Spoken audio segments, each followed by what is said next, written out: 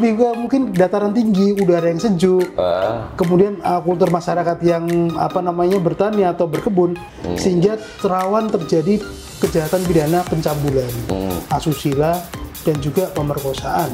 Itu yang kami lihat, sehingga kami kelompokkan sebagai kelompok rentan, yaitu anak-anak dan wanita. Itu cukup sering terjadi karena memang dataran cukup tinggi, udara sejuk, yang mungkin ya tanda kutip hawanya pengen itu, tapi akhirnya malah menjadi bentuk kejahatan karena dilakukan terhadap tetangganya, temannya, atau bahkan mohon maaf anak-anak di bawah umur. Ini hal perhatian kami. Tapi sepengalaman tugas kami di beberapa Polres terdahulu, itu ada memang berkaitan dengan dugaan perdagangan orang atau trafficking. Di mana dalam hal ini ternyata beberapa pelamar pekerjaan ini mungkin karena ketidaktahuan dan ketidakpahamannya menggunakan jasa yang oleh jasa penyalur ini dibebani seharga sekian juta misalnya. Sekian juta.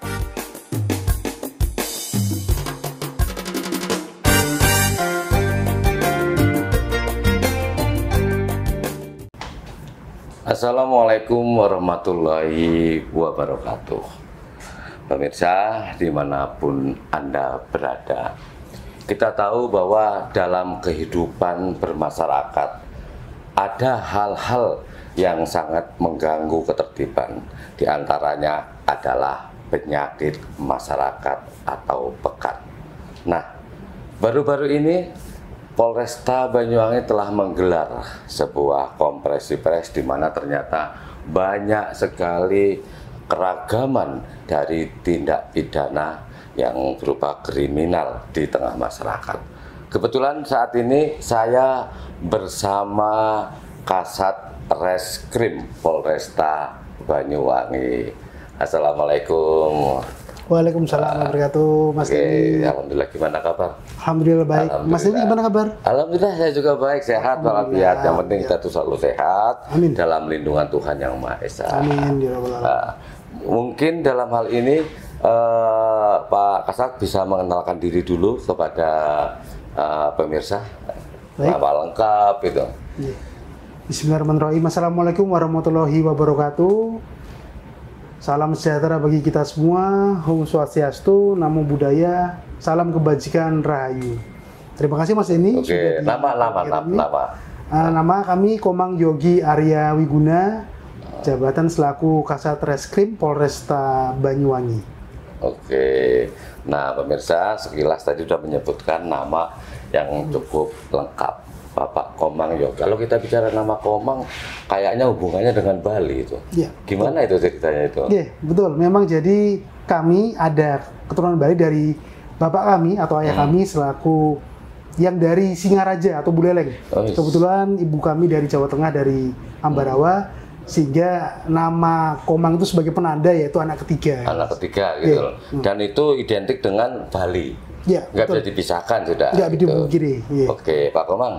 Kalau boleh tahu, ini Pak Komang pertama kali menduduki jabatan sebagai Kasat Reskrim Polresta Banyuwangi ini kapan? Kami selaku sebagai Kasat Reskrim Polresta Banyuwangi per April 2025. Baru berarti ya? Iya, sekarang bulan akhir Mei ya? Beberapa bulan yang lalu ya? Iya, betul. Oke. Kalau sebelum menjabat di Satreskrim Banyuwangi itu kan pasti banyak pengalaman di beberapa tempat ya, apalagi ini kan hubungan jabatan karir ya, biasanya itu kemana-mana. Sebelum ini di mana aja dulu? Ya, kami jelaskan kalau sebelum di Banyuwangi, kami pernah berdinas di Polres Malang Kota, kemudian Polres Lamongan, Polres Jember, dan terakhir di Polda Jawa Timur, di Bitpropam Polda Jawa Timur. Oke. Jadi pengalaman yang cukup ya, artinya sehingga hingga saat ini menduduki jabatan Kasat Reskrim Polresta Banyuwangi. Oke, Pak Komang, dengan pengalaman-pengalaman di beberapa tempat tadi ya, kalau saya perhatikan kan bahwa Kapolresta Banyuwangi, kalau nggak salah tanggal 19 Mei 2025 ini kan pernah menggelar konferensi pers, merilis 25 kasus dengan 38 7 tersangka dalam operasi Pekat Semeru 2025. Ini artinya dalam 25 kasus itu berhubungan erat dengan Satreskrim. Nah, dan ada pertanyaan yang menarik itu. Ternyata 25 kasus ini diungkap dalam waktu 2 minggu. Itu keterangan Kapolres itu. Gimana ceritanya itu?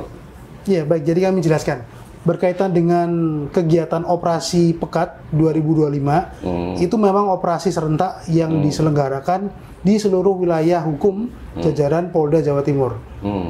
Terlepas daripada itu, di daerah atau wilayah hukum Polresta Banyuwangi, kita selama total 2 minggu yang dimulai dari awal Mei sampai dengan pertengahan Mei 2025, total diungkap sebanyak 25 kasus atau perkara dengan menetapkan tersangka 37. Dan ini diungkap selain di Satker Polresta Banyuwangi, yaitu di Satreskrim, juga atas ungkap di seluruh polsek sejajaran Polresta Banyuwangi juga. Tapi kalau saya dengar seksama dari penjelasan Bapak Kapolres itu ya, bahwa dari 25 kasus atau perkara itu dengan target 2 minggu, tapi di situ dijelaskan ada yang sudah masuk dalam target, tapi ternyata ada non target. Nah, ini gimana hubungannya antara target dengan non target ini? Iya, betul. Jadi berkaitan dengan operasi Pekat yang baru saja dilaksanakan, ada beberapa target yang istilahnya memang sudah ditetapkan dari Polda dan Mabes.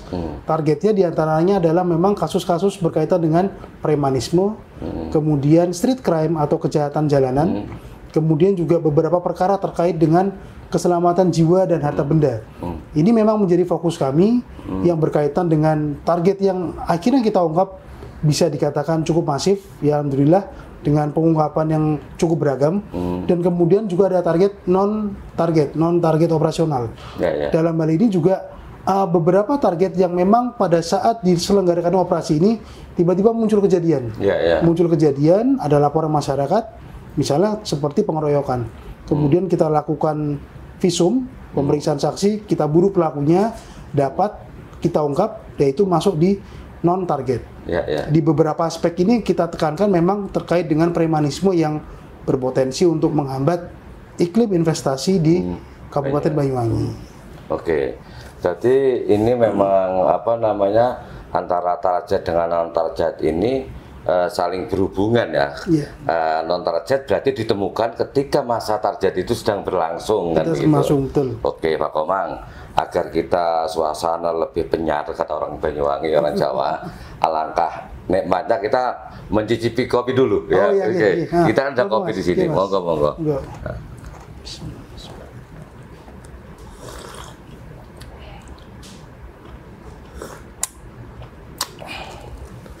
Pak Komang, tradisi ngopi itu penting bagi kita sebenarnya, karena ngopi itu kan menyiratkan sebuah filosofi ya. Ngopi ngolah pikir.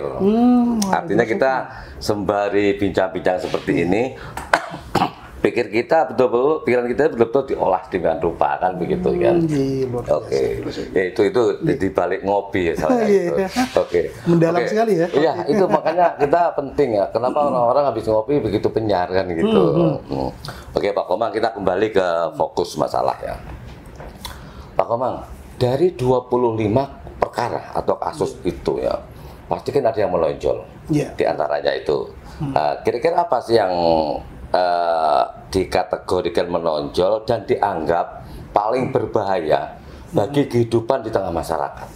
Ya baik, jadi kami jelaskan di antara beberapa kejadian yang bisa kami ungkap selama operasi Pekat itu, ada memang yang kami kategorikan cukup menonjol. Dalam perspektif ataupun analisa kami, seperti penarikan kendaraan yang memaksa. Dalam ini mungkin dilakukan oleh oknum debt collector. Itu yang pertama. Yang kedua berkaitan dengan aksi-aksi premanisme yang secara terang-terangan mengambil harta benda, mengancam dan bahkan melukai korbannya atau masyarakat. Kami contohkan ada yang berprofesi sebagai polisi gadungan. Di sana memang cukup terorganisir, ada atribut-atributnya lengkap. Kemudian juga ada semacam senjata yang digunakan baik itu alat strum, senjata api mainan dan segala macamnya. Ini menjadi hal yang sangat kami perhatikan karena bagaimanapun wilayah Kamtibmas di Banyuwangi itu menjadi prioritas utama. Terus kemudian juga ada beberapa perilaku pidana yang memang mencerminkan ketidakpatuhan terhadap hukum. Misalnya seperti penganiayaan, pengeroyokan terhadap orang-orang yang tidak tahu menahu, yang mengakibatkan bahkan di salah satu kecamatan itu lukanya cukup fatal. Jadi luka di tangan yang nyaris, mohon maaf, sampai harus nyaris putus, harus mungkin diamputasi atau dijahit banyak. Nah, ini hal-hal seperti ini yang kami sebenarnya melakukan mitigasi untuk jangan sampai terjadi. Kalaupun terjadi, kami berusaha keras untuk melakukan pengungkapan. Oh gitu ya. Jadi artinya di sini justru aksi-aksi ala premanisme itu yang dianggap paling berbahaya ya. Oke, kita bicara premanisme. Tadi disebutkan salah satu yang ditangkap dalam 25 perkara atau kasus itu kan debt collector. Nah, kalau kita bicara debt collector kan, saya teringat dengan aksi-aksi preman-preman yang dilakukan oleh para pelaku bank pelejit atau rentenir. Mereka gayanya serupa, ngambil barang seadanya, terlambat membayar, dapat angsur diambil ini. Ini bisa nggak dimasukkan target utama bahwa aksi-aksi premanisme ini memang dianggap bahaya begitu? Ya, betul. Jadi seperti tadi disampaikan oleh Mas Denny berkaitan dengan pesuruh ataupun memang disuruh menagih dari apakah istilahnya mungkin ya rentenir, bank pelecet ataupun perkreditan lainnya lah. Itu selama dilakukan penagihan secara persuasif humanis silakan saja. Itu adalah hubungan mungkin keperdataan. Tetapi menjadi kejadian yang menonjol ataupun pidana yang harus kami seriusi apabila penarikan tersebut yaitu tadi bergaya ala premanisme seperti mengintimidasi, mengancam, bahkan melukai sampai dengan mengambil barang-barangnya yang tidak seizin pemiliknya, itu sangat krusial bagi kami untuk dilakukan penegakan hukum secara tegas. Ya. Artinya di sini aksi-aksi premanisme baik itu yang dilakukan oleh pesuruh sebagai apa ya semacam debt collector maupun orang-orang rentenir atau bank pelejit, apakah ke depan juga akan dijadikan atensi atau bagaimana ini? Ya, jadi kedepannya melihat data yang ada di Banyuwangi ini cukup banyak laporannya, tentu kami akan juga melakukan penekanan terhadap kejadian-kejadian seperti ini, yang tentunya juga kami akan terapkan pola-pola untuk pengungkapan terhadap ya istilahnya juru tagih debt collector yang memang tidak sesuai dengan aspek-aspek hukum. Seperti itu tadi, mengambil paksa, melukai, dan juga mengintimidasi secara psikis. Ini menjadi hal catatan serius bagi kami, karena ini selain daripada kebijakan dari pimpinan kami di Mabes Polri, juga menjadi tolak ukur bagaimana pola Kamtibmas yang kondusif. Apabila kejadian ini terus ada, tentu rasa aman dan nyaman di tengah masyarakat yang menjadi berkurang. Ini menjadi alarm warning bagi kami, karena bagaimanapun tupoksi kami salah satunya menjaga keamanan dan ketertiban masyarakat. Jadi itu Mas. Oke. Dan di Banyuwangi ini kan ada 25 kecamatan ya. Tentu antar kecamatan ini melihat dari perilaku dan adat budaya yang berbeda, tentu tingkat kejahatan juga berbeda ya. Nah, dari 25 kecamatan, kira-kira tindak kriminal itu mana yang paling menonjol dari 25 kecamatan itu? Iya, kami di sini hampir 1 bulan kami coba beradaptasi cepat dengan memetakan beberapa kecamatan yang ada di Banyuwangi ini, yang memang kami lihat itu menonjol tindak pidananya atau kriminalitasnya. Seperti misalnya kami contohkan di Kecamatan Kalibaru atau Glenmore, itu kan termasuk dataran tinggi. Itu sehingga tren kejahatan yang kami lihat ini agak unik, Mas. Jadi gimana ini? Lebih ke mungkin dataran tinggi, udara yang sejuk, kemudian kultur masyarakat yang bertani atau berkebun, sehingga rawan terjadi kejahatan pidana pencabulan, asusila, dan juga pemerkosaan. Itu yang kami lihat, sehingga kami kelompokkan sebagai kelompok rentan, yaitu anak-anak dan wanita. Itu cukup sering terjadi karena memang dataran cukup tinggi, udara sejuk, yang mungkin ya tanda kutip hawanya pengen seperti itu. Tapi akhirnya malah menjadi bentuk kejahatan karena dilakukan terhadap tetangganya, temannya, atau bahkan mohon maaf anak-anak di bawah umur. Ini hal perhatian kami. Berbeda halnya seperti di Genteng atau di kota yang memang lebih dinamika roda perekonomiannya lebih dinamis, sehingga banyak terjadi kejadian pidana seperti mungkin pencurian, penipuan, penggelapan, penganiayaan dan pengeroyokan.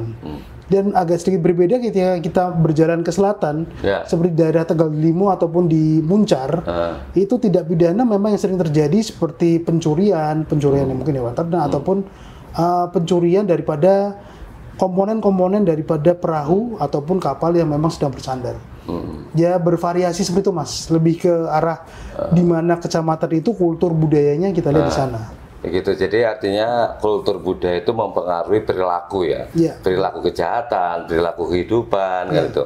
Nah, kalau digambarkan tadi seperti Muncar dan daerah selatan itu, sebagian itu kan ada yang hidup di sepanjang pantai, nuansa pantai itu, dan nelayan, seperti juga di utara.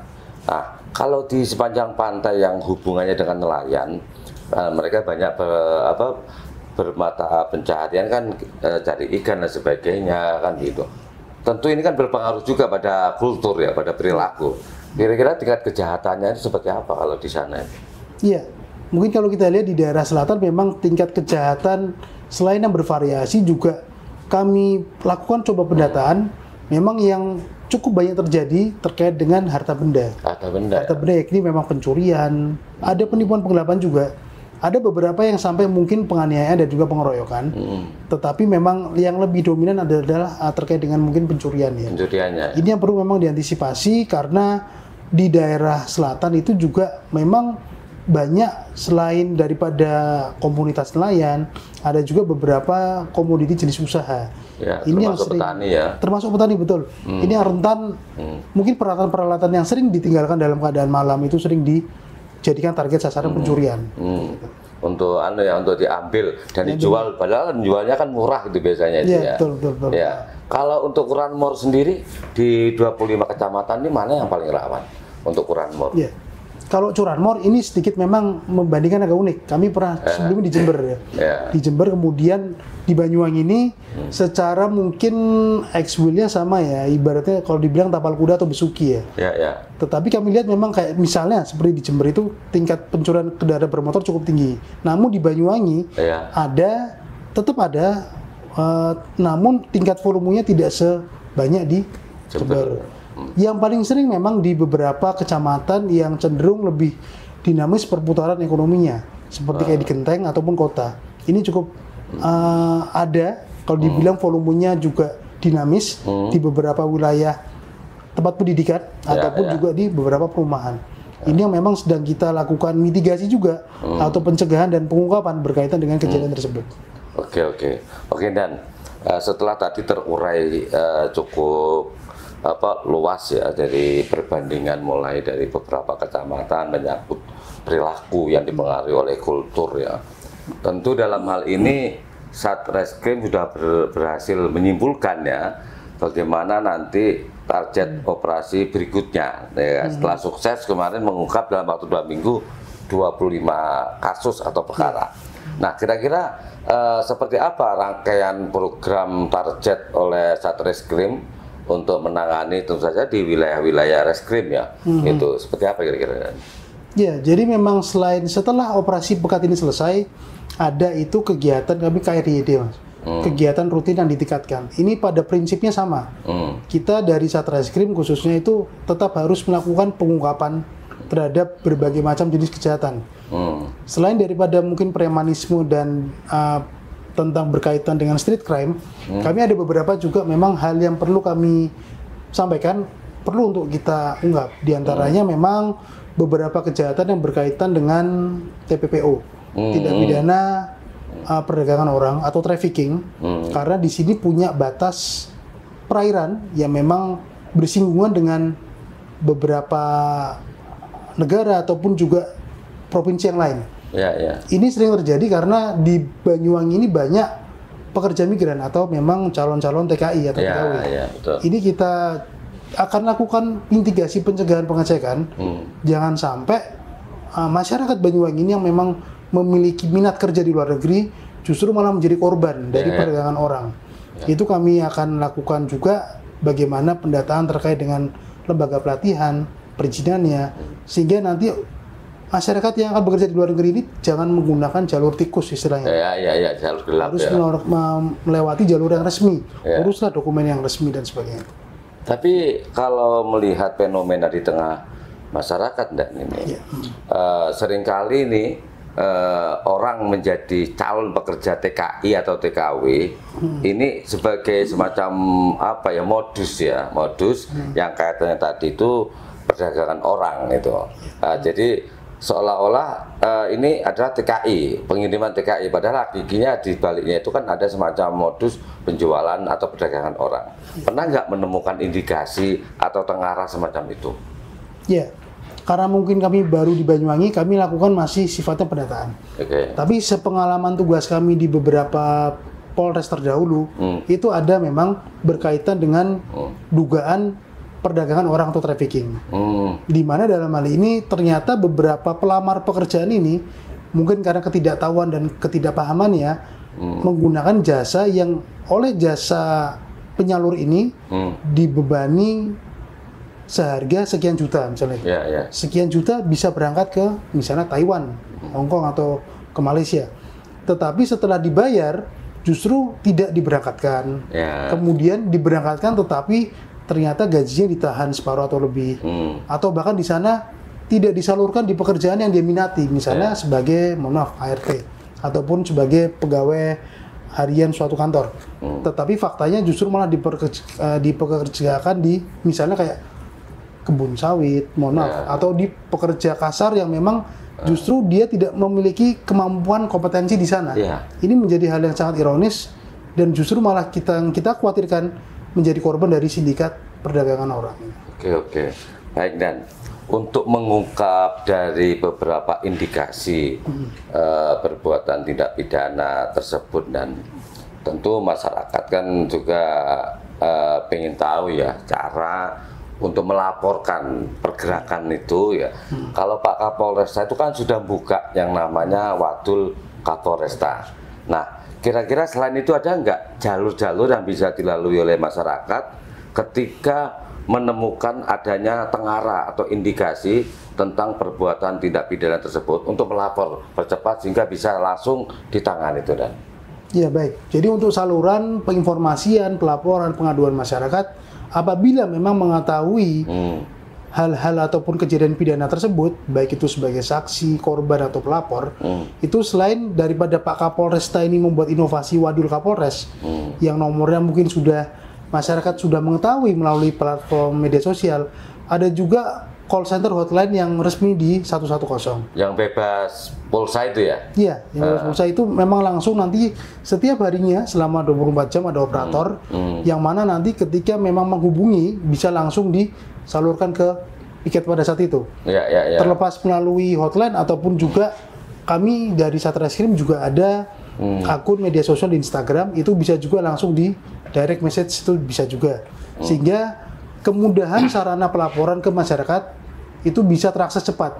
Jadi tidak melulu konvensional datang harus ke Polres, sementara mungkin rumahnya jauh di daerah selatan atau utara, tapi bisa langsung menghubungi tiga saluran ini. Ada Wadul Kapolres, 110 ataupun ke media sosial juga. Oke. Dan ini mungkin juga masyarakat ingin tahu ya. Misalnya nih, di situ kan sudah ada layanan WA Wadul Kapolresta. Kemudian ada call center 110 yang bebas pulsa tersebut. Nah, termasuk di medsos tadi itu. Ketika ada warga masyarakat yang melaporkan, baik itu layanan dari WA Wadul Kapolresta, terus call center 110 ataupun medsos itu, apakah kinerja itu ketika lapor itu dari hasilnya itu kemudian difilter, kemudian disalurkan kepada masing-masing bidang? Misalnya nih, ada perbuatan kriminal misalnya, berarti kan reskrim. Apa itu otomatis langsung ke Kasat Reskrim atau gimana itu? Iya, jadi kami hampir 1 bulan ini melihat alur yang sudah ada, misalnya seperti di WA Wadulnya Pak Kapolresta. Itu beliau sangat luar biasa, langsung memang menghandle daripada informasi dari masyarakat. kami contohkan misalnya kaitan dengan kami dari pelayanan penegakan hukum di Satreskrim itu dari saluran WA Wadul Pak Kapolresta langsung ke kami. Oh gitu ya. Di sana ada terhubung di grup PCU Polresta. Ada Kabak, Kasat, Kapolsek dan perwira yang lain. Di sana kami diinformasikan ada kejadian di Kecamatan A. Kejadian tersebut berkaitan dengan pencurian yang harus direspon cepat. Maka kami begitu menerima informasi, kami selaku Kasat Reskrim langsung bergerak ke lokasi, memerintahkan juga anggota Resmob yang membackup di wilayah tersebut. Ya, polsek setempat ya. Polsek setempat. Oke. Iya. Sehingga yang kami harapkan itu respon cepat. Ya. Karena respon cepat ini menentukan, Pak. Kita jangan sampai kehilangan momentum, di mana karena kita mungkin merespon lambat, momennya hilang. Dalam hal ini mungkin terduga pelakunya keburu lari, barang curian keburu berpindah tangan, ataupun saksi-saksi yang lain yang memang perannya krusial menghilang. Itu kami benar-benar sebisa mungkin semampu kami merespon cepat untuk mencari momentumnya agar tidak hilang. Oke. Nah, pemirsa, ini sangat jelas ya bahwa jika Anda misalnya itu menemukan tentang adanya indikasi perbuatan tindak pidana yang berhubungan dengan pekat penyakit masyarakat, Anda bisa melalui saluran dari WA Wadul Kapolresta, kemudian call center 110. Menariknya ini call center 110 ini bebas pulsa, jadi Anda nggak usah mengeluarkan biaya karena ini free, murni free. Nah, satunya bila medsos, itu otomatis nanti langsung ke masing-masing, seperti hubungannya kriminal berarti reskrim kan, dan yang lain-lain itu. Baik Pak Kasat, sebelum saya akhiri, mungkin ada himbauan untuk menekan angka kriminal sekaligus meminimalisir para pelaku-pelaku kejahatan, karena orang berbuat jahat itu kalau nggak salah ada 3 penyebab kan. Pertama karena memang tipikal atau sifatnya memang jahat kan gitu. Kemudian yang kedua karena adanya kesempatan untuk berbuat jahat. Yang 3 ini seperti Rhoma Irama ada itu sungguh terpaksa katanya itu karena suatu keadaan mungkin kan begitu ya. Oke, monggo sampaikan Pak Kasat mungkin pesan-pesan atau himbauan.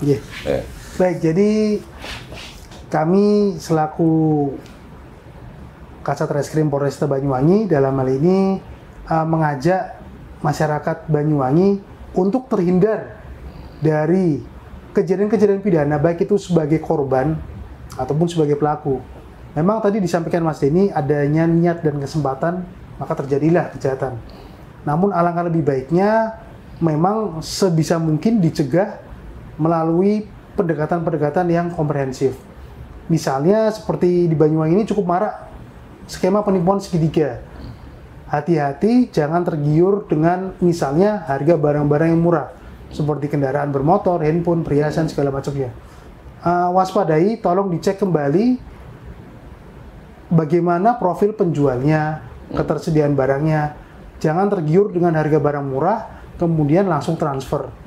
Itu akan menghindarkan diri dari tindak pidana kejahatan masyarakat sebagai korban. Dan juga misalnya pengamanan ganda terhadap kendaraan bermotor, misalnya seperti mobil dan motor. Diberikan kunci ganda ataupun memperketat diri dengan radius kamera CCTV di sekitar. Sehingga para pelaku kejahatan ini yang semula punya niat, mengurungkan niatnya. Karena tadi kalau misalnya memang berbagai sarana pencegahan yang kita lakukan itu efektif, tentu angka kejahatan akan menurun. Dan masyarakat Banyuwangi pun kami harapkan juga terhindar dari berbagai kejadian tidak pidana, baik itu sebagai korban maupun sebagai pelaku. Itu ya, oke, terima kasih. Nah, itu himbauan dari Bapak Kasat Reskrim Polresta Banyuwangi. Tentu ini tidak menginginkan angka kejahatan terus naik. Nah, ini harus ditekan, diminimalisir kan begitu. Jadi mudah-mudahan ini juga akan bermanfaat tentu ya Pak Kasat ya, terutama untuk masyarakat di Banyuwangi. Oke, terima kasih atas atensi Anda. Mudah-mudahan apa yang kami urai dalam kisah dengan ngopi bareng Pak Kasat ini, ngopi ngolah pikir ini Pak Kasat ya, ini ada kemanfaatannya. Terima kasih. Wassalamualaikum warahmatullahi wabarakatuh.